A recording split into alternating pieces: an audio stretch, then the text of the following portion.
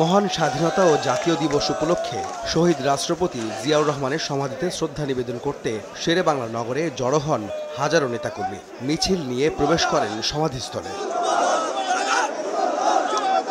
দলের প্রতিষ্ঠাতার আত্মার মাগফিরাত কামনা ও মুক্তিযুদ্ধে বীরত্ব গাথা অসামান্য অবদানের জন্য জিয়াউর রহমানের প্রতি শ্রদ্ধা জানান বিএনপি মহাসচিব সহ দলটির সিনিয়র নেতারা। পরে গণমাধ্যমে কথা বলেন মির্জা ফখরুল ইসলাম আলমগীর। মুক্তিযুদ্ধে বীর শহীদদের স্মরণ করেন তিনি। মঙ্গলবার জাতির উদ্দেশ্যে প্রধান উপদেষ্টার ভাষণে জিয়াউর রহমানের নাম না নেয়ায় হতাশা প্রকাশ করে বিএনপি মহাসচিব বলেন, প্রকৃত ইতিহাস যেন আর বিকৃত না হয়।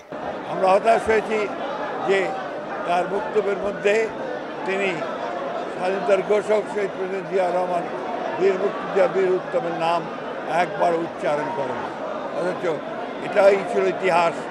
আমরা আবারও চাই না আওয়ামী লীগ যে ইতিহাস বিকৃত করেছে এখন আবার সেই ইতিহাস বিকৃত হোক।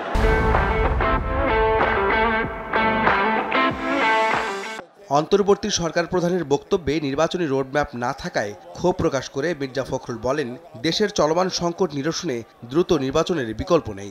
এটা ভেগ, এটা অত্যন্ত অস্পষ্ট কথা। ডিসেম্বর থেকে জুন 6 মাস, সুতরাং এটা কোনো রোডম্যাপ দেওয়া হয়নি।